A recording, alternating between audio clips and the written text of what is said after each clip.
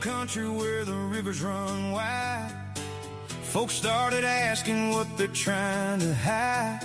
And behind closed doors and whispered halls, see a few big players thought they'd fool us all. But somebody lit a light in the dark, started connecting every missing mark. And the truth came knocking loud and hard. See, it shook the foundation of that house of cards. It's Beaufort County's house of cards. Pull one thread and it all falls apart. And we're raising the bar, shining a light wherever the secrets are. No more smoke screens, no more facades. The people are watching from near and far. And truth and transparency are our guard. We're tearing down that house of cards.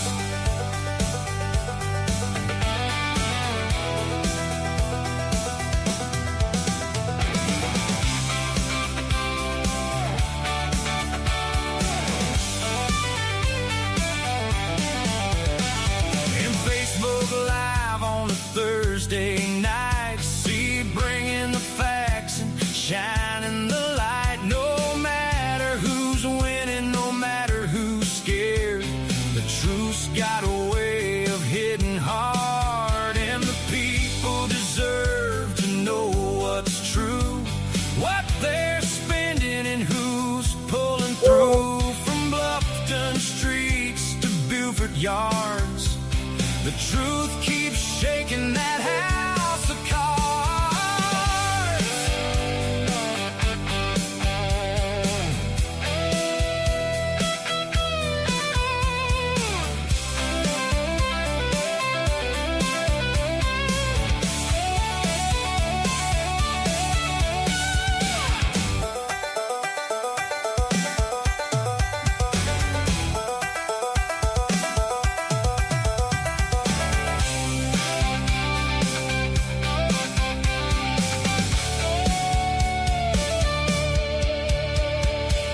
It's Beaufort County's house of cards, where the truth cuts through like a shooting star. And Facebook, YouTube, and Big Patriot Radio, taking the story where the people go.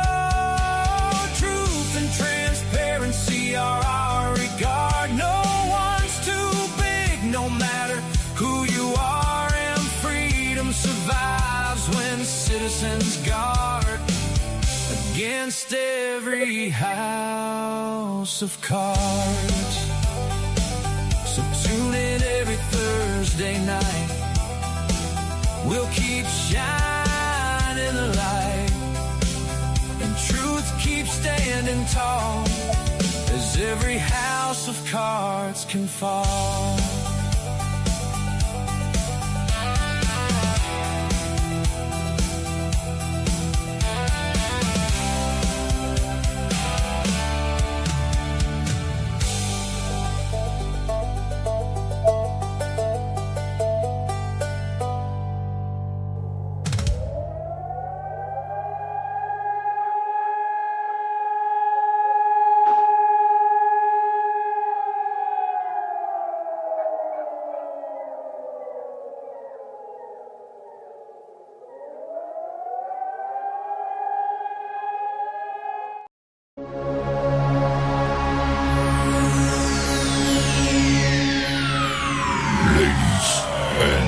Gentlemen, may I have your attention, please? The show starts in 10, 9, 8, 7, 6, 5, 4, 3, 2, 1, go. You're listening to the House of Cards on Facebook, YouTube, and BigPatriotRadio.com. All licenses for music and content have been purchased by and are for the express use of the Big Patriot Radio Networks. All information, opinions, and topics are for entertainment purposes and do not expressly represent the opinion show's host and or producer. Sit back, relax, and enjoy.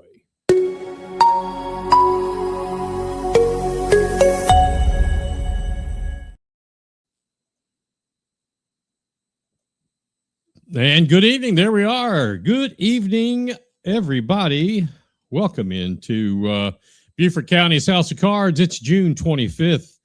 I am Mike Covert, your host. We're coming to you live again from the Big Patriot Radio studios here in the great state of South Carolina. Everybody watching in on Facebook, YouTube, and to those around the world listening in on bigpatriotradio.com, welcome. And did you notice our new song?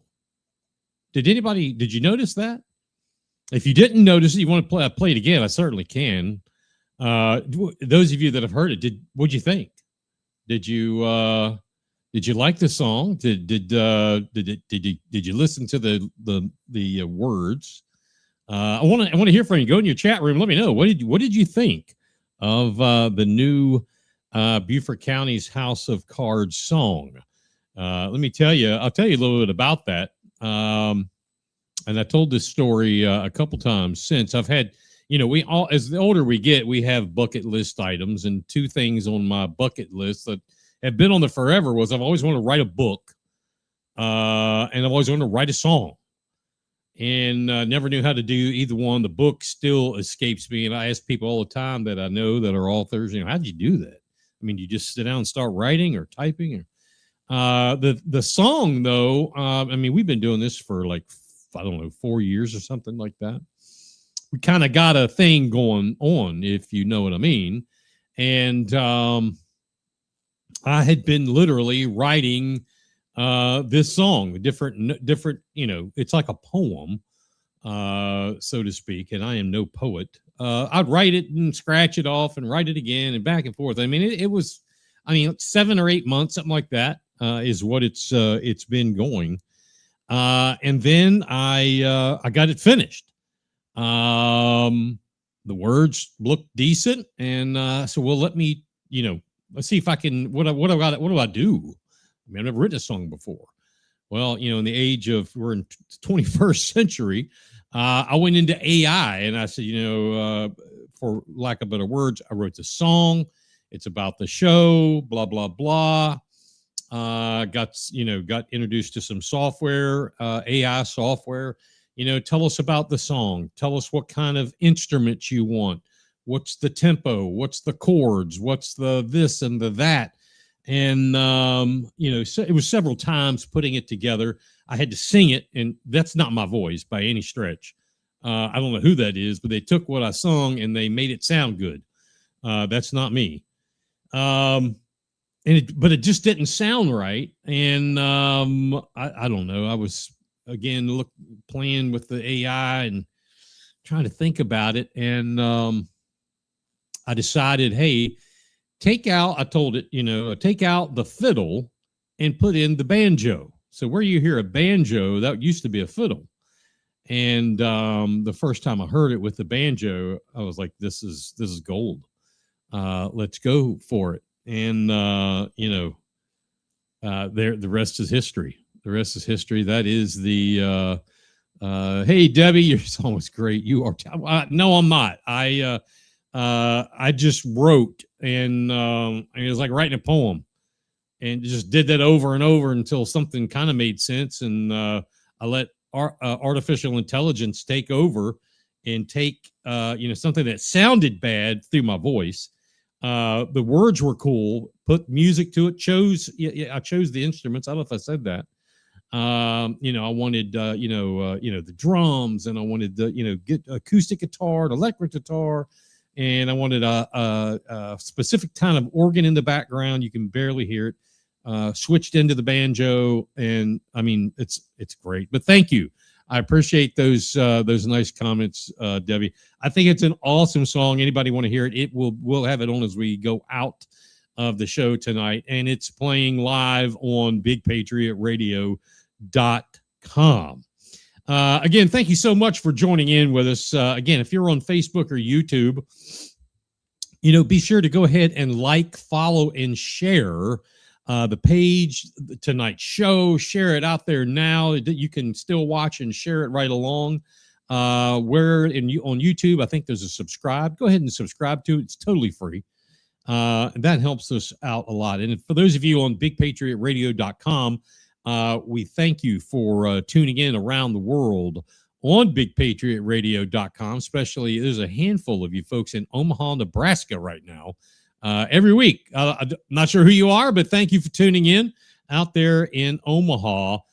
You can go to, if you go to bigpatriotradio.com on your cell phone or iPad or tablet, click on those three dots and it'll tell you to download the app.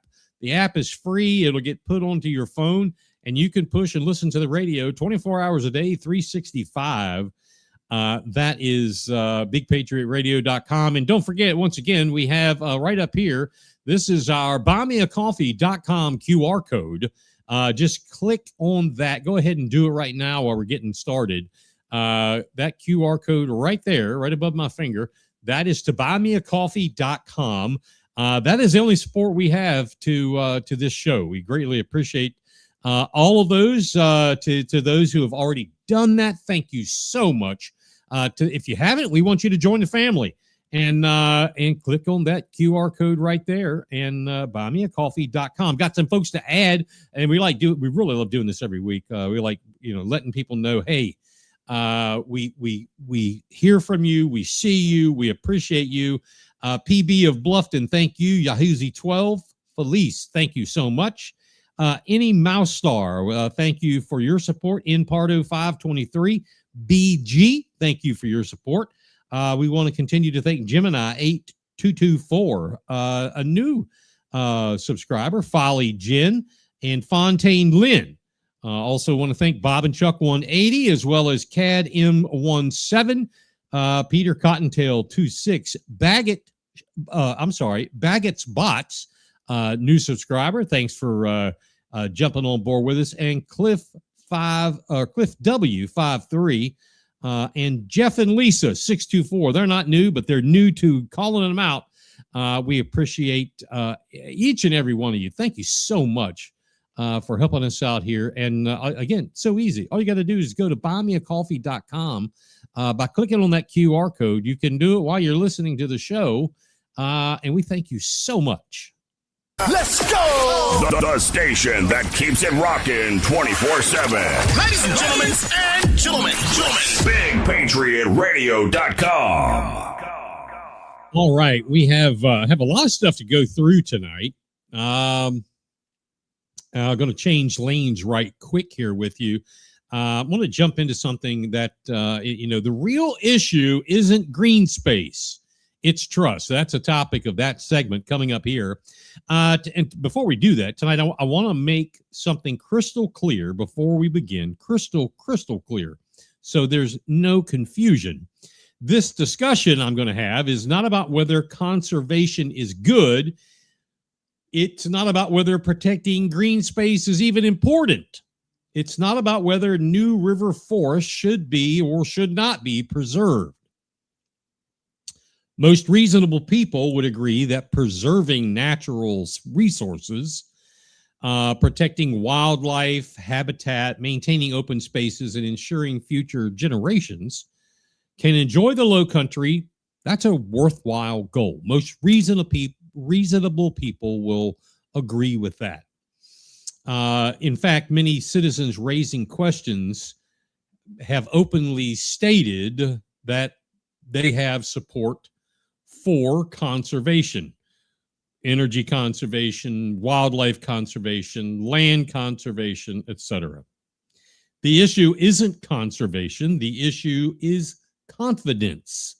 The issue is process. And perhaps most importantly, the issue is whether taxpayers can trust that the rules are being followed when tens of millions of dollars are at stake. That's the issue. Because if government wants citizens to support major public expenditures, and as we said in the title of the show this week, Lord Jesus, hallelujah, they have spent some money this week. if they want citizens to support these major public expenditures, especially those approaching $42 million or $780 million, I mean, the list goes on. The public deserves more than assurance. When you see a bureaucrat, someone in the government, and I'm not talking about county council per se, I'm talking about in the government, when they give you an assurance, rest assured this will be done, that is a slap in the face of the electorate, the citizenry. What has shaken confidence in this process is not the concept of protecting the New River Forest Tract. That's the piece of land, parcel of land, very large parcel of land and water, because it is mostly wetlands, in the Palmetto Bluff area of Beaufort County.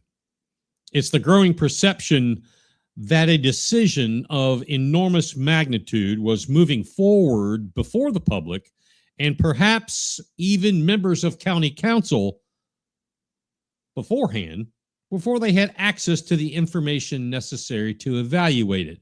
We talked about this last week. And I want you to think about that for a moment. Residents who live, what are you thinking about, you say? Think about the process by the bureaucrats to county council being asked to approve things that they do not have all of the data for. And when a couple, two or three of them, actually four of them, call it out saying, we didn't get this, A, they're met with resistance, B, they're met with acrimony, and C, they're met with, well, we didn't realize.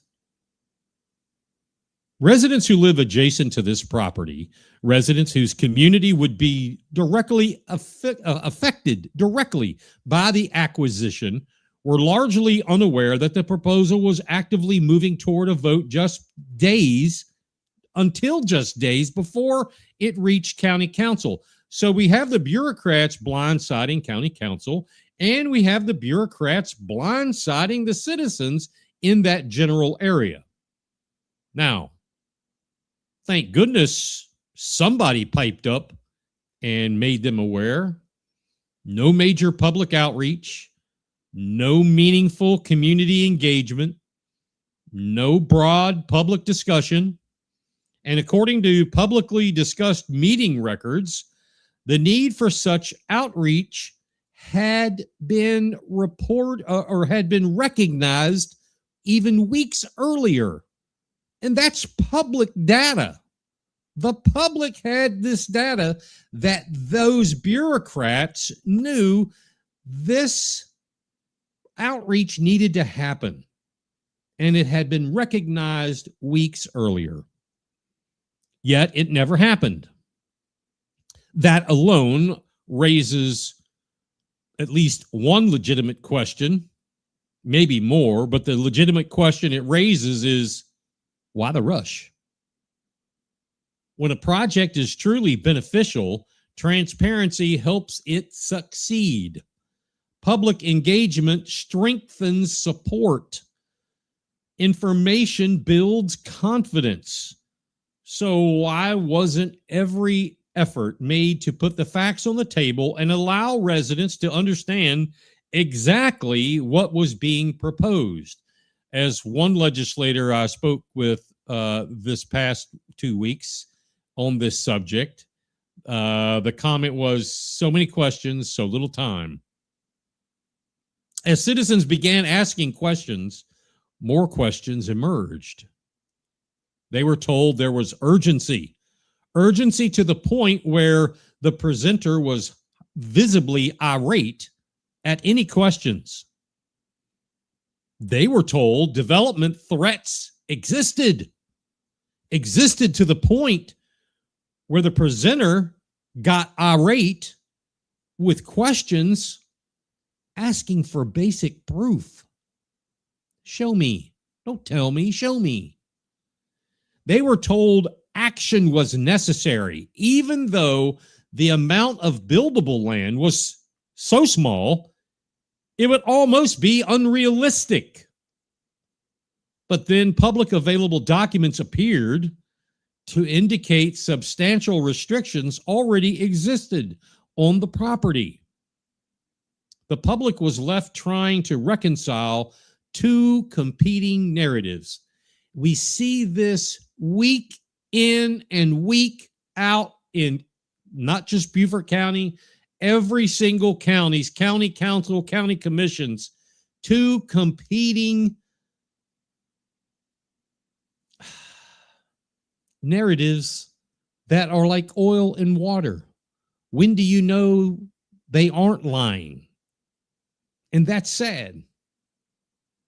On one hand, an urgent need to spend $42 million.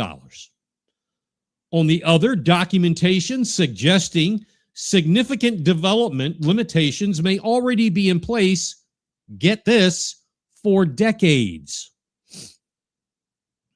Those aren't political questions. Those are basic governance questions. Do you have the money? Don't take out a loan for it. Do you have it or not? I mean, that's basic home budget governance.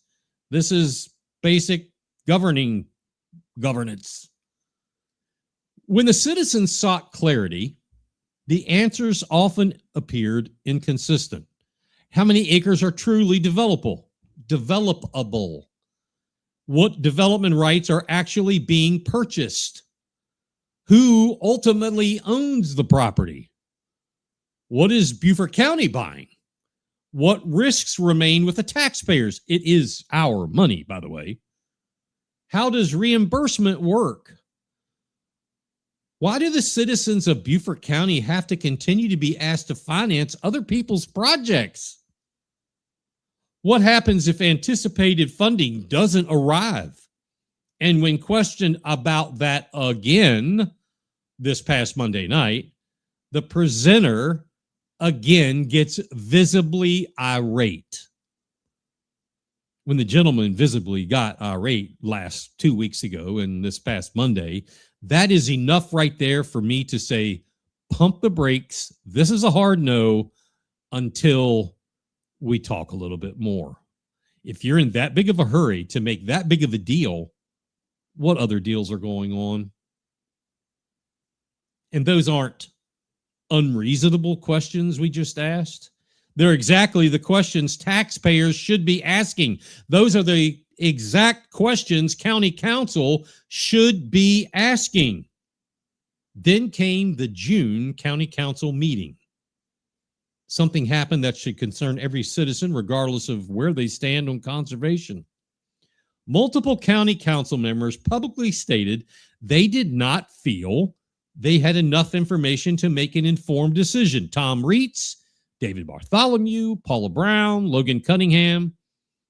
I believe Mark Lawson may have been in that group as well. I can't swear to it, but I know the first four were. Think about that a minute. The elected officials responsible for authorizing one of the largest, if not the largest, green space expenditure in county history were openly asking for more and additional information. When they go up there before county council, when Mr. McShane was up there, this is not the time to say, well, where's my backup data? Where's the info? I don't know what you're talking about. That's a major, major problem. What were they looking for? Appraisals, wetlands information, development agreements, zoning information, due diligence materials, which ironically, Mr. McShane 2 weeks ago the appearance was he had to understand what exactly is due diligence for them, which is preposterous coming from someone with such credibility and running a state agency. I know the gentleman knows what due diligence is. He just didn't provide it. Foundational information, not supplemental information, foundational, not nice to have, pretty color pictures information, fundamental information. And when county council members themselves say they don't have enough information, the conversation changes. We saw it. It changes entirely. The issue is no longer whether citizens are asking too many questions. The issue becomes whether the process itself is providing the decision makers with the information they need before asking them to commit taxpayer dollars. We went from one problem in transparency and communication to a complete other. And that's a very different discussion. What's disturbed so many residents is the growing gap between what the public was told and what appears to have been available for review. That gap is large. They bring in Senator Tom Davis, friend of mine. He was promoting that. He's been he is like the promoter of green space. For him to put his name on this is, I do question that, and I don't question him or his motives. I question the thought behind this, because this was poor. In some places of the country, they call this piss poor. But citizens were repeatedly assured that extensive due diligence had occurred. When you have to tell me that, but you can't show me, or you don't or won't show me, that's a problem. York Glover, Gerald Dawson may buy that. Larry McKellen and Joe Passament may buy that. I don't buy that. And I don't believe the majority of county council will buy that. The professional analysis had been conducted. That careful review had taken place. Yet when requests were made for supporting materials, many of those materials were either unavailable, incomplete, or difficult to locate. How ironic is that? And that creates a problem.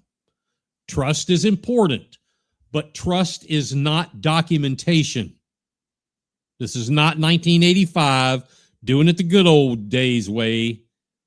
Trust is not documentation. Trust is not due diligence.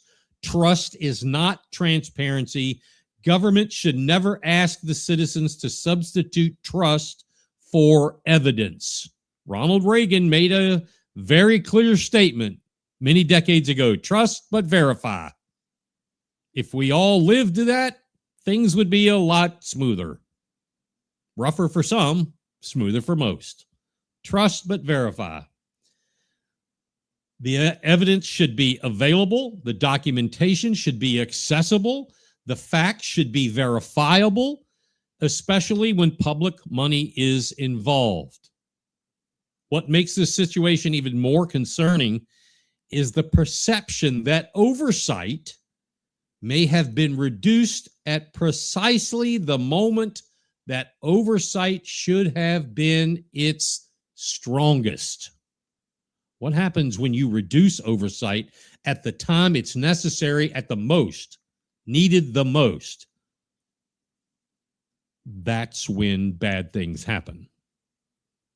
The Green Space program was sold to voters as a process, a structured process. I remember, I'm sure many of you do, you remember Tom Davis selling the Green Space program to Beaufort County. It was a structured process, a process involving evaluation, review, analysis, public accountability, committee oversight, staff oversight, and informed decisions by elected officials. Too many people were complaining about the open land trust and that type program. Well, people with these big land tracts, they're getting, tax breaks, and the county's buying their land to put it in conservancy, and how distrustful and dishonest that could be. This was to be the saving grace of land conservancy. The process was simple. Recommendations would be supported by facts. Go back and listen to Senator Davis explain this program. Not assumptions, documentation. Not narratives, evidence. Not trust alone. If citizens begin to believe those safeguards are being weakened, confidence in the entire program suffers. And that's not just this project, the New River Track project. It's the whole program, the entire program. And that's unfortunate because public confidence is difficult to earn and easy to lose. County council should know this all too well. The tragedy here is that this should have been one of the easiest conservation projects to ever defend. If the facts support acquisition, then release those facts. If you are so adamant about how obvious this is, then release those facts. For you to, and I'm talking directly to Mr. McShane or the green space people or whoever fits this bill, whoever, Senator Davis, House Rep XYZ, Senator XYZ, I do not care. If you fit this, this is for you. If the facts support acquisition, then release the dang facts. If you can't release the facts, then there is something else going on. And if you want to talk about that offline, because that would be damning to your career, I understand, and I'll be glad to talk to you about it. If due diligence exists, then prove it. If the valuation is sound, then show the complete valuation record. But they don't. They won't.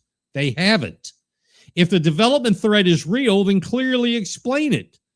But it isn't. They haven't. They can't. And they won't. If the transaction structure protects taxpayers, then demonstrate exactly how. It doesn't. They can't. It won't, and they won't. Transparency should not be feared. It always amazes me, politicians and bureaucrats, you've got those that are transparent and those that are not. And those that are not are the ones who are weary about getting, oh, that information can't get out there. We see it on county council across the state every single flipping week. If you are against or have a problem with the truth coming out, you're in it for the wrong thing, you're doing wrong things, and you need to be removed or just quit. Transparency shouldn't be feared. Transparency should be welcomed because transparency doesn't weaken good decisions. Transparency strengthens them. At the end of the day, this debate, again, I've said this already, it isn't about whether New River Forest deserves protection. That's not the point. It's about whether government has demonstrated the level of transparency, diligence, and accountability necessary to justify spending $42 million of taxpayer money. People who are listening to this, I'm sure I'm speaking to the choir, but if you hear a politician say it's county money, it's state money, it's federal money, it's your money. They don't generate dollars. The state doesn't. The county doesn't. That's not county money. That's your money. Oh, it's coming from the state. That means it's coming from your pocket, the citizen's pocket. These aren't anti-conservation questions. These are pro-accountability questions. The future, I agree, the future of New River Forest, it matters. Absolutely. But so does public trust. And if public trust is lost, no amount of green space can replace it. And somebody quote me on that. It'd be awesome. And I'll say it again. If public trust is lost, no amount of green space will ever replace it. And speaking of trust, something that was said at the end of the meeting Monday night at County Council, take a listen to this. County Councilman York Glover, this is at the very end. County Councilman York Glover made a comment that, I mean, this is Thursday, so, Tuesday, Wednesday, and today, so 3 days. I'm almost 1000% positive no one has taken notice of it, because I haven't read nor heard anybody comment about this. This is at the end of the meeting. And at the very end of the deliberation, where he had little, if anything, to say, he spoke up and said how much he was in favor of this. And then he said this, and this is it's a quote, but I'm paraphrasing. He said, look at how valuable the people at Ducks Unlimited is with this, end quote. And again, I'm paraphrasing. That was it. Look at how valuable the people at Ducks Unlimited are at this. That was it. Now, that may not seem like any big deal. Ducks Unlimited had a person there in the gallery sitting next to Mr. McShane, oddly enough. But never in 20 years of paying attention to this,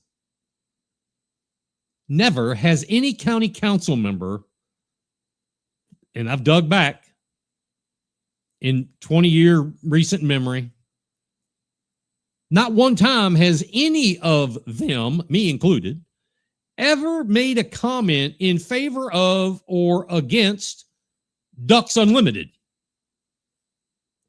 Why now? Why now? Why did that strike the chord in York Glover to make that comment? Why is it that Ducks Unlimited shows up for the first time in recent memory and has their name spoken or invoked, and a major conservancy effort is happening? I don't know. Seems kind of odd. I'm a member of Ducks Unlimited, and I've never said their name at county council. I can't find one county council note or minute with the two words Ducks Unlimited together for the past 20 years. But York Glover, who is not a member, says, look at how valuable those people at Ducks Unlimited are. And they have a representative there who happens to be sitting beside the guy putting this on. I don't know. But I'd like to hear from you. What are your thoughts on that? Let us know. Bringing you the best selection of hits for your listening pleasure. Yeah, so let's get into it. BigPatriotRadio.com. All right, 7:40 right now on Big Patriot Radio. 20 minutes before the top of the hour, Beaufort County's House of Cards. Primary runoffs happened this past Tuesday here in South Carolina, and we can now say who the winners are for party nominations. Now, I'm only going to go through a couple of these that are of any local importance. Let's see. For GOP nomination for governor, Alan Wilson literally spanked current Lieutenant Governor Pamela Yvette. So Alan Wilson is the nominee for governor. He'll be facing Democrat Representative Dr. Jermaine Johnson. And I'm sure there's one or two other party candidates. I really didn't have time to get into it. That will be interesting. In the U.S. House Congressional District 1, the GOP nominee is Jenny Costa Honeycutt. She put a pretty big whipping on Mark Smith. Jenny Honeycutt is from Charleston County. Mark Smith, current House representative in District 99, I believe it is, from Berkeley County there in Daniels Island, right outside of Charleston. Costa Honeycutt will be facing the Democrat primary runoff winner in Nancy LaCour. Nancy LaCour, Democrat, is a retired naval, I think they call her a commander. She was the head of, the Naval Reserves and she was one of those when Trump took office this past January. She was canned. Costa Honeycutt is a lawyer out of Charleston. Her mother, the family is very well rooted in Republican politics. Her mother is I believe she is the national committee woman to the Republican National Party. Pretty powerful spot. Also, we did have, there is another person running in that, Bill Reside, who is out of Edisto Island in Colleton County, or maybe that's Charleston County. Anyway, Bill Reside of the Libertarian Party. We've had him on here on this show. Going to have him back on here. He is also running for the 1st Congressional District. The Attorney General GOP runoff victor was David Stumbo, beating out Georgetown County Attorney Goldfinch. He is a state senator, Senator Goldfinch. Let's see, Attorney General, that was David Stumbo. The Ag Commissioner runoff winner was Cody Simpson, beating Danny Ford. Cody Simpson, I haven't talked to him, but from what I understand, sounds like a great guy. Now, there is going to be more Libertarian Party entries. Going to be getting more information about that, and we'll spread those. I also believe and I haven't seen this to be true 100% yes, but there'll be multiple people from multiple parties, like the Green Party, the American Party, Labor Party, etc. That'll be running for some of those seats. As we see those and they become available, we will let you know. And obviously, we're going to try to get many candidates on here. Speaking of candidates, I've spoken this week as late with my colleague Heather Rath of Heather Rath Consulting. We are in the pre-planning stages of hopefully having another go at a sheriff's forum here in Beaufort County. That would be between GOP nominee Doug Seifert and Democrat Alfonso Smalls Jr. We're shooting for sometime in September. We're going to try to do it just like we tried to do the last one, about mid-county, so folks from the northern side of the county and the southern kind of the side of the county can come together, hopefully have it in like a school, in an auditorium where there's a lot of seats and so forth. Same setup, same arrangement, and we'll see who's willing or who's not. And that will be interesting. Anyway, also last week I reported out to you, and I want to close this loop, about the rumor mill that was eventually confirmed about former Port Royal Mayor Joe DeVito, who had been asked, although no one will, has the brass to come out 100% and admit to it. So we won't use their names, but we know he was put up to it by a sitting county council member and allegedly a sitting South Carolina House rep to run as a write-in candidate for County Council District 4. Now, here's the good part, or the not good, it's actually bad, but the funny part. How this all works. That seat is being vacated by Alice Howard. She's done. The GOP primary was won by Michael Anderson. There's no Democrat challenger. So we exchanged messages with DeVito after hearing this information from multiple sources, including other journalists, and just wanted to get right to the horse's mouth. DeVito was supposed to call. We were supposed to talk, but instead he texted me, and that's cool. He said, quote, "After careful, serious consideration, I have decided not to run for that office." End quote. So he's not running. But that begs the question.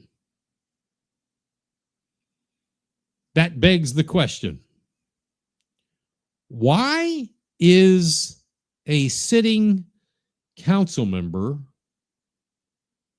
going against the Republican Party nominee? Why is a sitting county council member going against the Republican Party nominee. Obviously, there's some kind of problem there. They wouldn't have put them up for it. I didn't say who it was. I just said a sitting council person. I mean, isn't that a blatant, and for Kevin Henley and Jodan Lee and all the other, window lookers there, answer this question. Isn't that a blatant violation of the Republican Party of Beaufort County's rules? I mean, you tell me, isn't that a violation? Is it not a violation that, according to your own rules, Chairman Henley, that council person who ran on a Republican ticket should be removed from the party? Isn't that what your rules say? If they do say that, why have you not done that? What is it about Michael Anderson, who also ran as a Republican,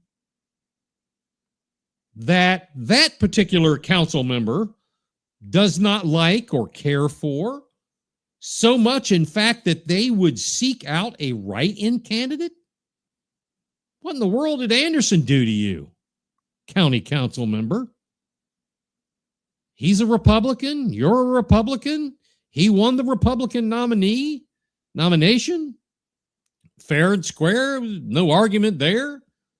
You go behind the county party and you bring in somebody to write in. That's not playing by the rules.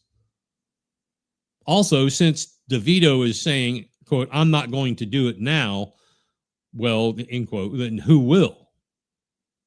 I mean, is this council person and supposedly, allegedly, House rep, are they done? DeVito says, no, I'm not doing it, right after we start putting the heat on, by the way. Are they done? Are there more people being asked by the council person to run as a write-in? We want to know. They're watching right now. Tell us. Tell us what you've heard out there on the streets of Port Royal, Marcy Oaks, Shell Point, and portions of Beaufort. Is this still a thing? Is Michael Anderson now going to take on a Republican write-in? That's completely against the rules? Tell us what you think. You have an incoming transmission. Drop the tailgate, y'all. Your attention, please. You're listening worldwide to DJ Magic Mike We're gonna have a good time. on BigPatriotRadio.com. All right, 10 minutes before the top of the hour. County Council this week, more exciting things happened. It has to do with spending more money.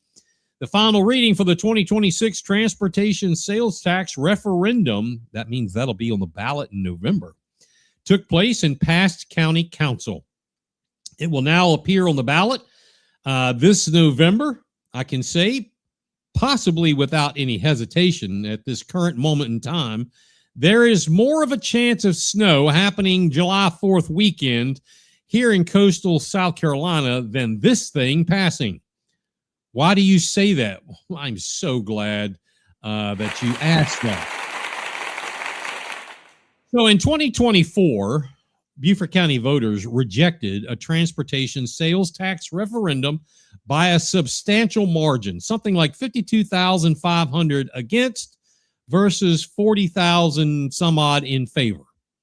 Now, anytime voters have recently rejected a similar proposal, the burden shifts to supporters to prove what has changed. Now, many voters simply ask, why should we approve this one when we rejected the last one?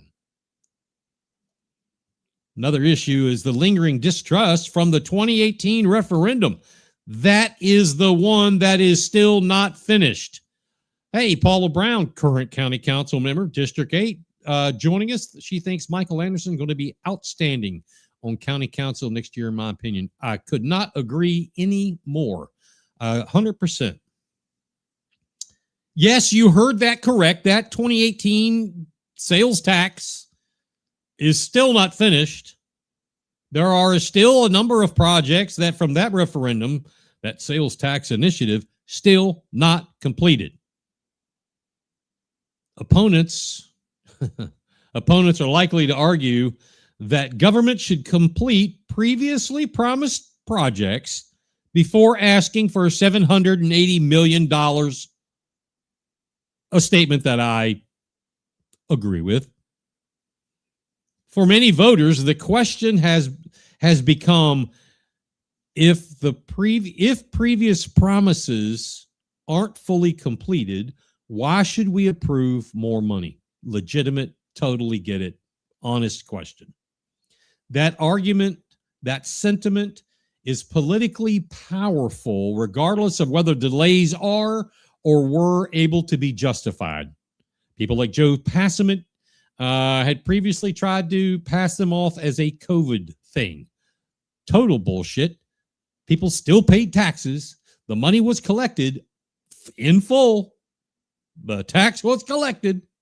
COVID had nothing to do with that. Well, nobody would do the work. It's now 2026, brother. That's we'll see. COVID was what, 2020, 2021? That's 5 years ago. 5 to 6 years ago, my man.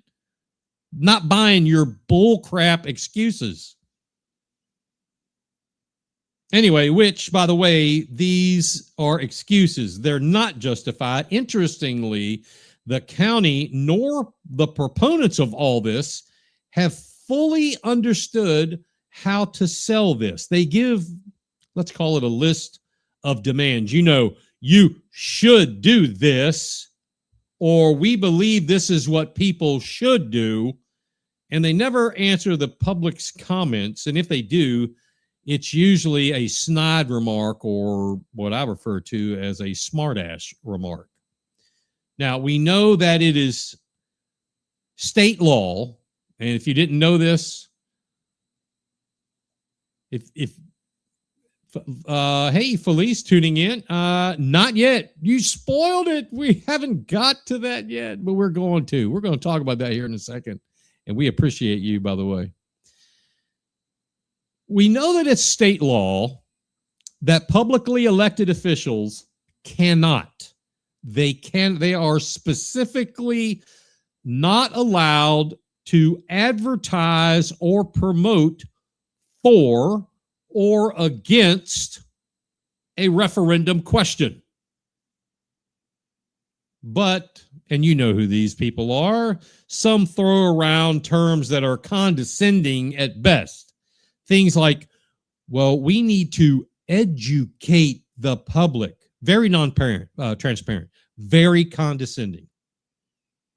We got to educate you more. Excuse me, I'll put my education up against anyone on that dais. Matter of fact, I'll put my wife's up against, I'll take my neighbor. You don't need to educate me. I can figure it out. How about if you spend less marketing, which is what they're doing, and spend more time being honest, fruitful, and transparent, people might have a little bit easier of a time. Now, even though this referendum is this question, it's a question, is smaller than the last, you know, that last one started out at 1.5, 1.25 or 1.5 billion with a B, and got whittled down to a measly $950 million. $780 million, smittens, remains a large and enormous number, at least for most of the voting public. Most voters do not think in 9-year collection terms or countywide infrastructure planning. They're not thinking of that. They're not thinking of that at all. Most normal thinking people who work every day think in $780 million. And that's right, Felice. We are so stupid because we need to be educated. It's amazing. They beg us for their money, for our money, rather. They beg us for our money. They beg us for the vote. Then they sit on a dais, and this is not all of them. Don't get me wrong. This is not all of them at all. And they say, we have to educate them. How condescending. Who how dare you, any elected official that says we have to educate the people? How dare you? Just who do you think you are? Anyway, opponents of this most certainly will focus on that number. Supporters are going to need to convince voters that the cost is justified and that the benefits are tangible. Trying to give both sides of this story. If you support it, well, you need to get out of the mantra of let's educate these dumbasses, and you need to convince voters that the cost is justified and that the benefits, you can feel them, you can see them, you can touch them. If you want to win, that's how you got to do it. $780 million, though. In 2018's $240 million or whatever it was, still ain't done. I told county council members, a handful, weeks ago, if you cut this thing down, once Lisa Solka and her group, and thank you so much, all of you, for doing that, for being a part of that. I was on that back in 2012 or 13. Whittle that list down from 780 to a couple hundred million. You can probably, because our roads are so effed up and infrastructure is so shitty, you could probably sell that. I might be able to get behind that if the property tax version, the other side of the coin is enough. I probably could have got behind that, but 780, I don't know. Nationally and locally, many voters have become more skeptical about large government spending initiatives. You see that across the country. The referendum arrives at a time when many residents are concerned about the following: inflation, housing costs, property taxes, utility costs, insurance increases, medical costs and increases. I've talked to people over multiple weeks about their health insurance. Medicare costs have gone through the roof. I've talked to people that their homeowners insurance has skyrocketed. Automobile insurance just took a huge jump. I remember we were paying $13 for a dozen eggs. That was ridiculous. And we still pay a lot for some things. Housing costs, I'm not in that market, but I know rent is, a couple $1,000s a month ain't going to get you much. All right. That's at least in this area. Things have gotten expensive. Gasoline.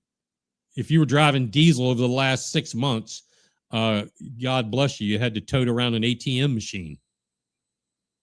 Even if a sales tax is partially paid for by tourists, many residents still view any tax increase now as the wrong time economically. The wrong time.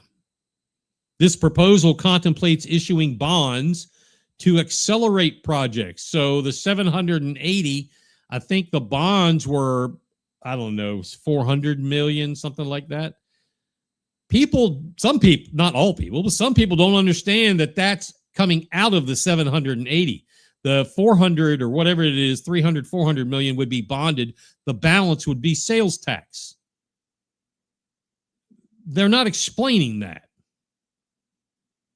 Anyway, issuing bonds would accelerate these projects. Those that are shovel ready could start immediately, potentially using hundreds of millions of dollars in bonded debt that would later be repaid through normal sales tax collections. County officials have emphasized that bond proceeds would not be in addition to the $780 million total, but voters often become cautious when they hear terms such as bonding and debt. Opponents of this could frame that issue as, and this is legit, you're not approving a tax, you're approving a future debt. Think about that for a second.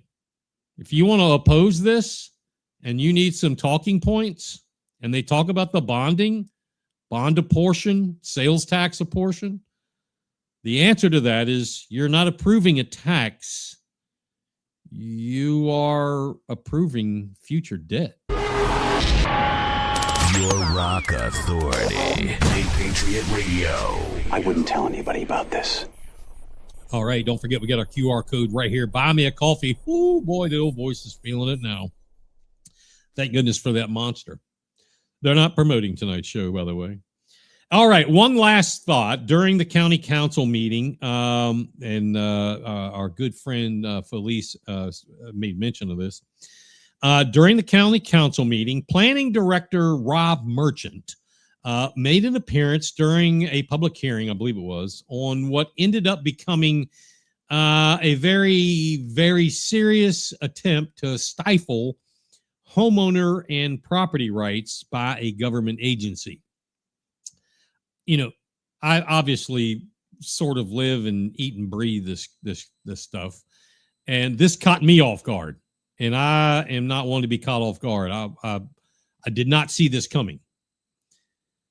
Again, planning director Rob Merchant. I remember when he was just a planner, much less the planning director. Anyway, he came up to the podium to take questions about a change.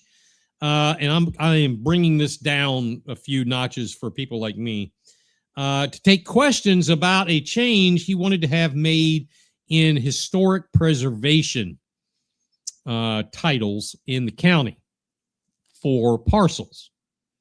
So the gist of this plan is this: if he got what he wanted, and the ordinance, if it had we have a historic, historic preservation ordinance. If it had been changed, it would have been changed. Let me give you an example. Let's say you go out and you buy a piece of property here in Beaufort County. 1 acre, 5 acres, hell, 10 acres. Maybe you're one of the few that found 10 acres. And doesn't matter if you want to build on it or if there's a house on it, or you just want flat piece of property with trees and a pond and some snakes and alligators and horses and hogs, whatever. All right. Let's say, again, you don't even build on it. You want to use it for whatever you want to. You want to pop your couple RVs on that bad boy and just spend the weekend. Whether there would be or could be some kind of a relic on the property, a dilapidated structure on the property, whether it is or it's not, ruins there or not, the county could claim it as historic, whether you wanted it to be or not. So, say it's your land, say you could care less, or you don't want, there's nothing on your property, you don't see anything historic, you tell them to screw off, get off my property, get away. The county, if this had gone through, the county would have the rights to override you and override your property rights and claim it as historic for whatever reason they want to use. The problem, well, one of the many problems with this proposal, which once again, bureaucrats got their feelings obviously hurt. Their tater peelings, Merchant's tater peelings were visibly shaken during the questions. It's that the public was not given the full transparency in releasing this information. Why is it? Why can't they? They could do something so stupid as this, as try to take away personal property rights, but do it with all of the data. And you know what? It might flipping pass. That might pass. Councilman Tom Reitz, who took Rob Merchant to task, he asked him some very, very hard questions. Why were they hard? They weren't hard because, what is the Pythagorean theorem? No, not that hard. They were hard because Tom was looking for an answer and the bureaucrat, Rob Merchant, wasn't providing it. That's why it was hard. That's exactly why it was hard. And you're right, council was not given full data and transparency either. Not in the least. Merchant kept looking at his boss, kept looking over at the county administrator, Michael Moore, and he would give an answer but it was not an answer. It was a great word salad, as I like to call it, that he gave multiple times to REITs and the rest of council, but it was never the answer. Merchant appeared so upset and mad. And I've known Rob Merchant, gosh, I don't know, it's been 20 plus years. And he was mad. He was upset. And he wasn't getting any support. Never answered the questions about invading property rights and invading personal property rights. Tom Reitz called him out. He didn't say, quit giving me a word salad. He said, why am I getting this information not from you or from the county or from the bureaucrats or staff because they're so busy? I get it from people in the street. Why? And this isn't the first time REITs or anyone else has said this. And I found it very, very unfortunate what Vice Chair Tabernick did at that moment. She was running, it was a public hearing. She runs that part of the meeting. She spoke up and stepped in the middle, stopping the conversation. I found that to be extremely disingenuous and aiding and abetting the non-transparent, underhanded sliminess that the bureaucrats continue to do to both county council and to the public. Felice says she has 10 questions she delivered to council and Mr. Merchant. He claimed to have the answers, and Vice Chair said we are out of time. That is correct. Yeah, he got no help and backdoored by his own people. But I found it very disingenuous that Tabernick did that. She and I talk all the time. And I told her back, I don't know, last winter, when I told her I was supporting her, we're not going to agree on everything. Anna, this is one of those times. I don't think that was right.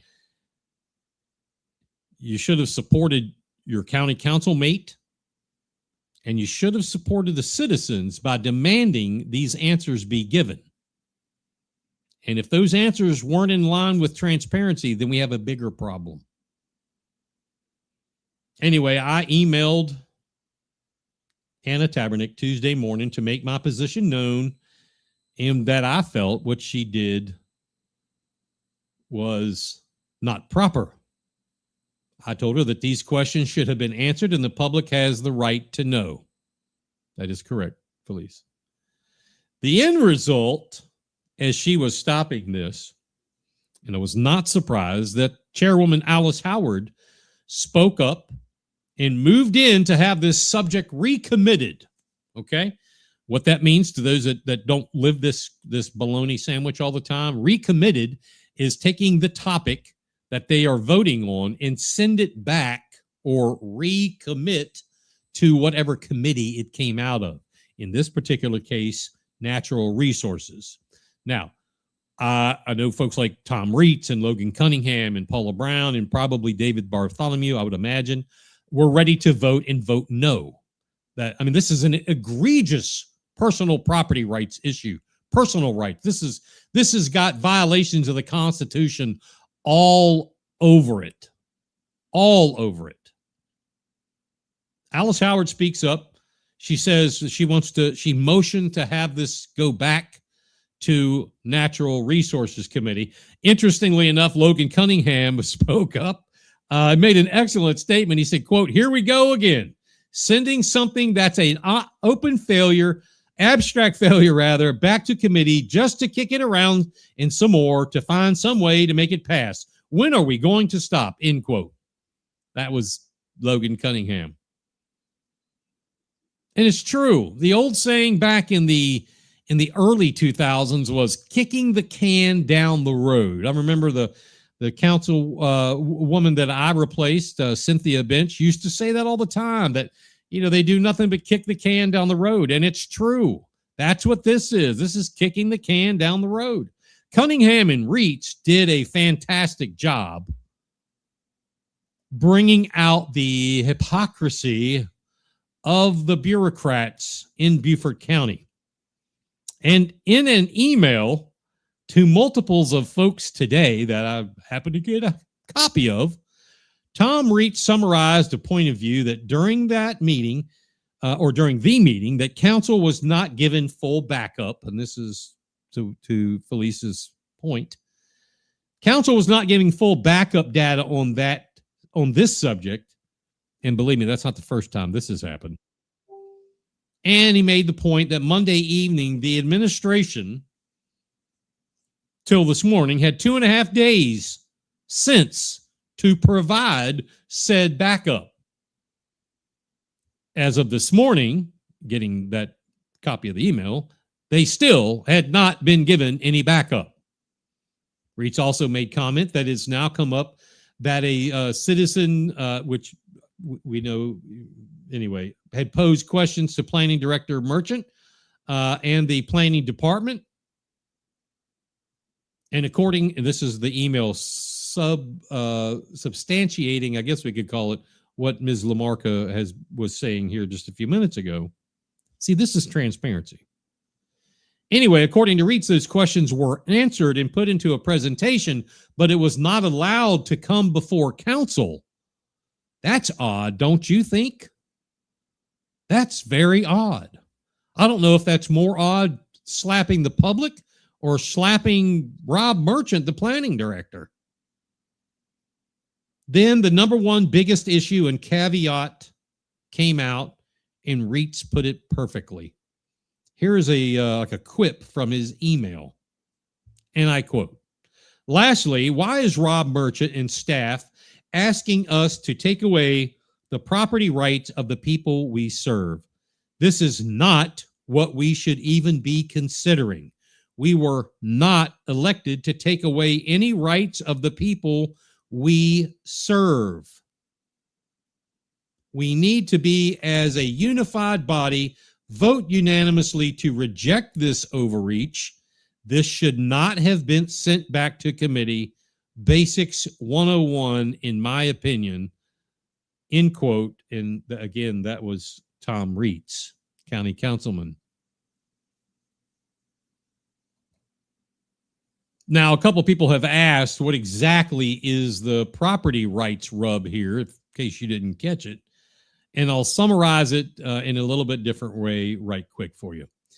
If the government, let's look at it this way. If the government has the ability and the power to come on any property owner's property, to come to any property owner and tell them that their property is now deemed historic in any nature that they so feel necessary, with or without their consent or request, that's an invasion of your property rights. Yes, there are positives to having historically deemed property. I get it. I know people that have historically deemed property. They have benefits like the Bailey bills, taxes, taxation caps, etc., tax saving. But others require, because they're deemed historic, immense renovations. If you have a structure, historic designation can make you have to restore in a certain fashion. If it's just property, Lord only knows that's a wide open canvas to paint on. That's the point. It's your property. It's your property. The government should not be involved without your consent. Simple. It's very simple. Hey there, Abe Branning SC. Merchant won't just answer with a straight answer on anything. It's unreal. It's very simple. It's very simple. To tell the truth, to do what's right, to do right by the electorate, it's simple. It's not hard. You have to be willing to tell the truth. You have to be willing to have the conversation and put it out there for the public. Yeah, no opt-in or opt-out for the property owner. That's right. In this scheme they had worked up, there was no opt-in or opt-out. It would have been, hey, if they come on my property and say, you know what, this is historic for whatever reason they come up with, and hand me a list of things I have to do, that's without my request, without homeowner's signature, without my approval, without anything. They have violated and would have violated people in the worst way, in the worst of ways. So reach out to your county council person. Let them know, since this is going back to natural resources, let them know that you are, this is no good. This is no good. 15 after the top of the hour. Everything that rocks is right here. Let's rock with Big Patriot Radio. That's what I'm talking about. All right, we'll take one last look. It seems like the mafia, according to A. Branning, SC, the mafia around here, the way conservation is used to control everything.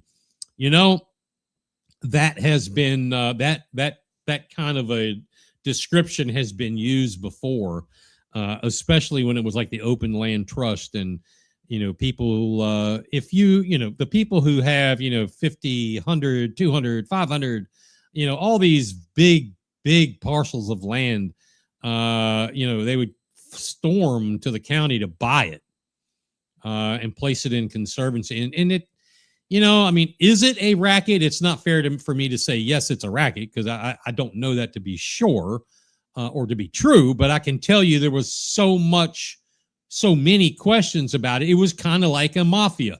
That was the if anything, when Senator Davis sold the bill of, this green space, that was going to stop all that.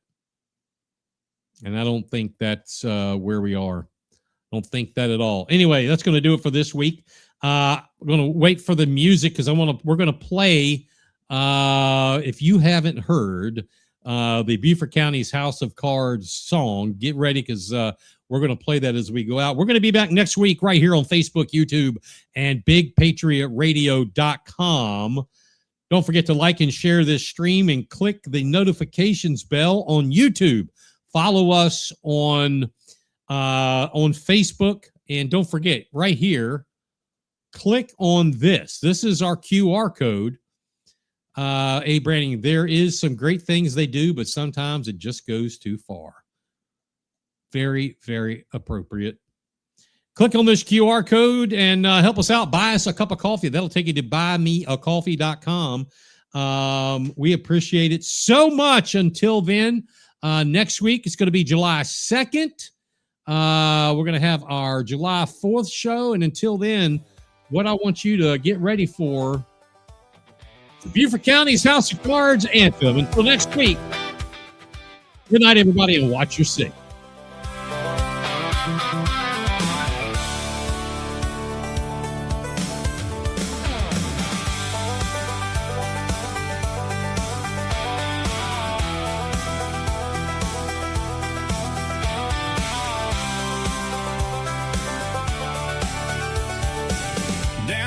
Country where the rivers run wide, folks started asking what they're trying to hide. And behind closed doors and whispered halls, see a few big players thought they'd fool us all. But somebody lit a light in the dark, started connecting every missing mark, and the truth came knocking loud and hard. See, shook the foundation of that house of cards. It's Beaufort County's House of Cards. Pull one thread and it all falls apart, and we're raising the bar, shining a light wherever the secrets are. No more smoke screens, no more facades. The people are watching from near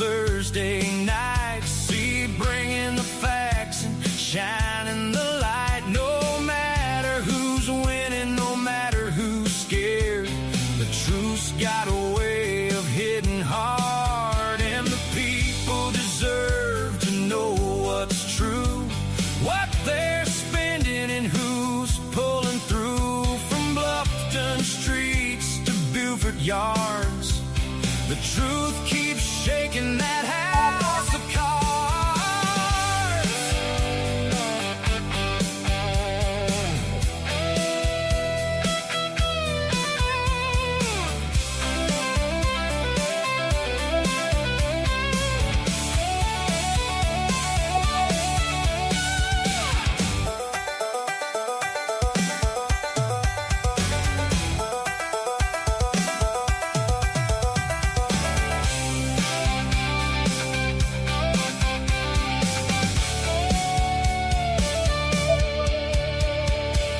It's Beaufort County's house of cards, where the truth cuts through like a shooting star. And Facebook, YouTube, and big Patriot Radio, taking the story where the people go. Truth and transparency are our regard. No one's too big, no matter who you are. And freedom survives when citizens guard against every house of cards. So tune in every Thursday night. We'll keep shining a light, and truth keeps standing tall as every house of cards can fall.